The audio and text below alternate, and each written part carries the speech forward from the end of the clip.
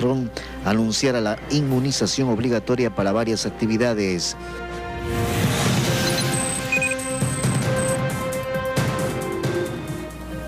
Mucha atención, el Ministerio de Salud confirmó 5 muertos por la mutación Delta y la subvariante Delta Plus del COVID-19 en la provincia del Oro, 3 y 2 en Guayaquil. Según las autoridades, los fallecidos padecían de enfermedades preexistentes y además indicaron que los demás contagiados con la variante Delta se encuentran aislados en sus domicilios y estables. También aclararon que las personas que fallecieron por la enfermedad en Guayaquil eran oriundas de la provincia de El Oro.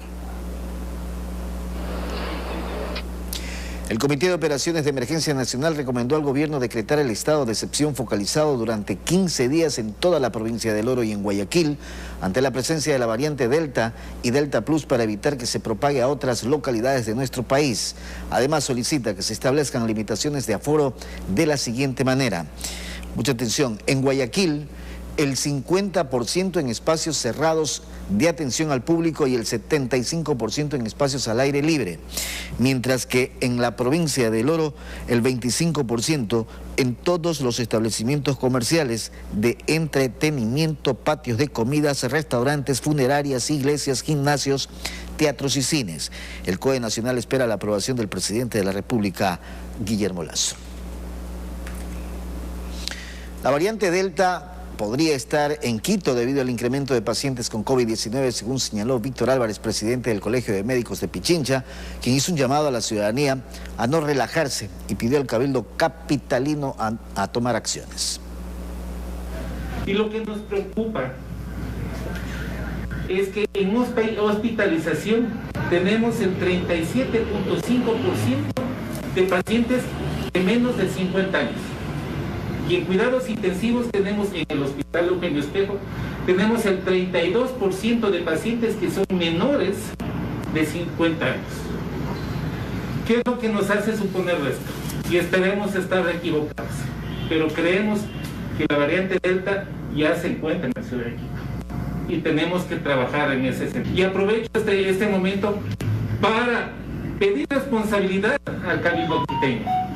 Un ejemplo, la semana pasada, en horas de la mañana, las autoridades del Cabildo abren los aforos, amplían los aforos, manifestando que la situación está controlada.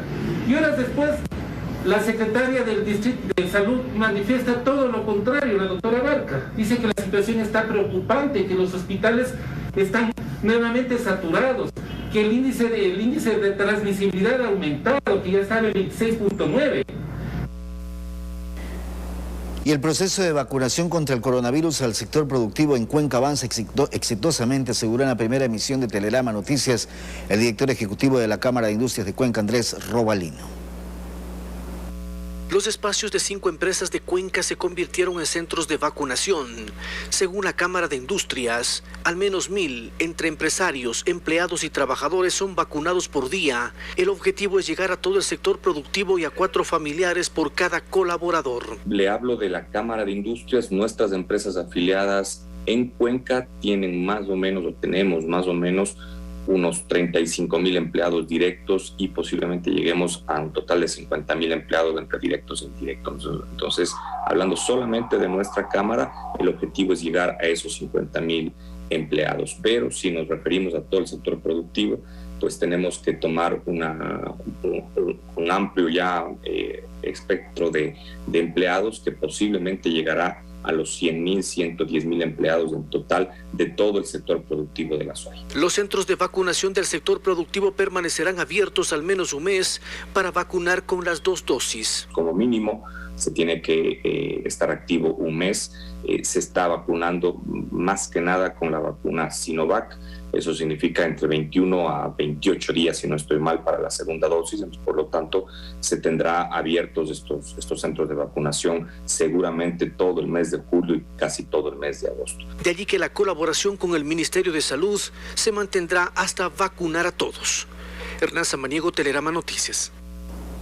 Continúa con normalidad la fase 3 de vacunación contra el COVID-19 en Guayaquil. En algunos puntos de inoculación se registra gran cantidad de personas.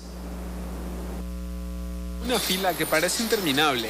Es el punto de vacunación de Mucholote, al norte de Guayaquil, que en los últimos días ha recibido a cientos de personas que les toca vacunarse contra el COVID-19. La mayoría de ellos van por su primera dosis. Debido a las aglomeraciones en el interior del recinto, a varios de los asistentes les toca esperar en los exteriores. La afluencia de personas se ha dado debido a que el municipio incentiva a quienes se vacunen entregando un kit de alimento. Esto es en todos los puntos habilitados por el Cabildo, como el Instituto Técnico Bolivariano, Solca, la Universidad Salesiana y Mucholote. En el Colegio San José Lasalle, en el centro de Guayaquil, el plan se desarrolla con normalidad. Ya no hubo aglomeraciones como se habían registrado días atrás. De igual forma, en la Academia Naval Illingworth, quienes acudieron a este punto afirman que el proceso fue rápido. Ha sido el proceso muy rápido. Me hicieron pasar para qué y muy buen atento, buen servicio. Estaba rezagado, cuando era de vacunar no vine, entonces vine hoy día porque ya era hora de vacunarme, para no perder la vacunación. Esta semana inició la fase 3 de vacunación denominada como la de menor contagio para personas de entre 42 y 48 años de edad y para los de 16 a 19 años con enfermedades graves. Las autoridades reiteraron el llamado a la ciudadanía en confiar en las vacunas para prevenir el contagio con variantes más infecciosas y letales como la Delta y Delta Plus que ya están en nuestro país. Jorge Celi, Telegrama Noticias. Los representantes de la Comisión de Vacunación del municipio de Guayaquil y de la Coordinación Zonal 8 del Ministerio de Salud realizaron una mesa de trabajo para conocer el avance de la campaña de inmunización contra el COVID-19 en la ciudad. El Cabildo evalúa la creación de nuevos puntos municipales que garanticen la vacuna a todos los guayaquileños. Con esto se busca acelerar la inoculación para reducir la cifra de muertos a causa de la enfermedad y ante la presencia de variantes más contagiosas y letales como la Delta y Delta Plus. Mañana el COE cantonal tiene previsto anunciar medidas para frenar la propagación de estas cepas. Por segunda ocasión, el alcalde de Quito, Jorge Yunda, no pudo instalar la sesión del Consejo Metropolitano, por lo que la Procuraduría del municipio, la procuradora Gabriela Obando, advirtió a los concejales que han faltado a las convocatorias con posibles procesos administrativos para removerlos del cargo, mientras que los ediles aludidos cuestionaron a Obando y pidieron el levantamiento de las medidas cautelares que tuvieron la remoción de Yunda. Quito sigue con problemáticas por solucionar y con un municipio que no trabaja por las pugnas relacionadas a quien debe estar a la cabeza de la administración. Jorge Yunda este martes, aferrado al cargo de alcalde de la capital, intentó por segunda ocasión instalar una reunión del Consejo Metropolitano, pero con él y algunos ediles del correísmo solo completaron 7 participantes. Al no existir el quórum reglamentario, no se instala la sesión. El doctor Yunda en este momento no es alcalde de Quito, él ya no tiene ningún sustento legal para poder realizar convocatorias. Por eso los concejales que no llegaron al Cabildo estuvieron en el complejo judicial situado al norte de Quito, exigiendo se levanten las medidas cautelares que el juez Carlos Soto expidió, suspendiendo la remoción de Yunda, aprobada a inicios de junio. Y en el momento en el que sean revocadas, inmediatamente Santiago Guarderas asumirá la alcaldía de Quito. Quito ya no aguanta más. Quito está cansado de este problema. Y mientras los concejales críticos de Yunda esperan finiquitar la salida de aquel del Cabildo, sobre ellos también se lanzó una advertencia en torno a su permanencia en el cargo. La procuradora metropolitana afirmó que el no cumplir con las convocatorias para sesión del Consejo les acarrearía consecuencias legales. Tenemos el registro de los concejales que si incurren en una tercera falta, podrían tener un procedimiento administrativo sancionador y en el que podría incluso ser removidos de sus cargos. No entiende que no es abogada particular del alcalde, que es abogada del distrito metropolitano, por lo tanto no puede dar ese tipo de declaraciones. No puede ser que el municipio se encuentre en un estancamiento por la disputa de quién es alcalde y quienes apoyaron su remoción. Santiago Villasañay, Telegrama Noticias. Vamos a cambiar de tema. La periodista Cristina Herrera y la catedrática Karen Andrade apuntan a que en la práctica comunicacional desde los medios de comunicación el país aún debería conservar instituciones e instrumentos de control para garantizar que no se cometan afectaciones. Esta posición choca con la del Gobierno Nacional, que en el proyecto de ley de libertad de expresión defiende la autorregulación. Eso expuso el secretario de Comunicación, Eduardo Bonilla, en la comisión legislativa que tramita la propuesta normativa. La Comisión de Relaciones Internacionales de la Asamblea Nacional procesa el proyecto de ley de libertad de expresión, que fue el primero que impulsó el gobierno. La propuesta eliminará gran parte de lo que está aún vigente en la Ley Orgánica de Comunicación. Para argumentar su contenido y objetivos, acudió el secretario de Comunicación a la mesa legislativa. Lo que nosotros queremos hacer es cambiar el enfoque y garantizar obviamente esa misma libertad de expresión, pero con un enfoque de protección y garantía, de autorregulación. El régimen pretende desaparecer toda institucionalidad que contempló la LOG para regular el desarrollo comunicativo desde los medios, pero aquello ameritaría un análisis más profundo en el trámite del proyecto, según la catedrática Karen Andrade. Debe existir un marco normativo y deben existir actores que permitan ejercer acciones correctivas, pero también darle demasiado poder a esos actores no contribuye al desarrollo mismo de la democracia en el país. Para la periodista Cristina Herrera, quienes trabajan en los medios de comunicación deberían tener extrema responsabilidad en el manejo que hacen de la información. Y si existe la posibilidad de mantener mecanismos o un ente de regulación, deberían generarse condiciones que garanticen una operación equilibrada. Se me ocurre que quizás la regulación debería existir si es que este organismo puede venir, por ejemplo, conformado de diferentes frentes, de los mismos periodistas, de la misma academia, de la sociedad civil, es decir, deberían existir varios frentes, con lo cual no se pueda, pensar en que en algún momento esta organización puede estar viciada. El gobierno resalta que debe dejarse en las personas la capacidad de juzgar lo que le entregan los medios y que el proyecto contiene elementos para resarcir afectaciones. Santiago Villasañay, Telerama Noticias. Presentamos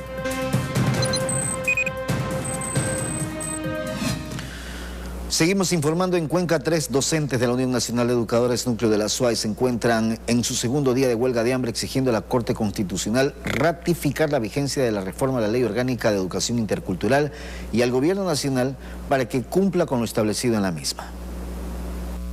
Con colchones en el piso y varias cobijas para soportar el frío de la noche, amanecieron 3 docentes en los bajos del edificio de la UNE de la SUAY en Cuenca, en su segundo día de huelga de hambre en defensa de las reformas a la Ley Orgánica de Educación Intercultural. Exigiendo a la Corte Constitucional y al gobierno que se dé paso a la ley que está ya reformada y publicada en el registro oficial, que se dé paso a la posibilidad de que niños y jóvenes puedan integrarse a un proceso de recuperación adecuado luego de lo que ha sido esta pandemia, que todavía no lo hemos superado, pero que es necesario cimentar procesos para que la educación no se vea estancada y no se vea perjudicado el pueblo ecuatoriano. Según el presidente de la Unión Nacional de Educadores de Cuenca, Rubén Lema, los docentes han propuesto diálogos con el gobierno sin tener respuesta. En medio de los amicus curiae, lo que hizo el gobierno es buscar la forma de echar abajo la reforma a la LOI, y eso no estamos dispuestos a negociarlo. El dirigente hace un llamado al gobierno a llegar a consensos sin vulnerar los derechos de estudiantes y profesores. Por lo que defendemos a la LOI es el derecho que tienen los jóvenes de tener un sistema educativo articulado que les permita el ingreso a la universidad. Tenemos cerca de 150,000 niños y jóvenes que en medio de la pandemia se han quedado al margen de la educación, y por eso es necesario que se invierta en educación. Lastimosamente, los voceros del gobierno han dicho que es un gasto lo que se hace en educación. Jamás será un gasto.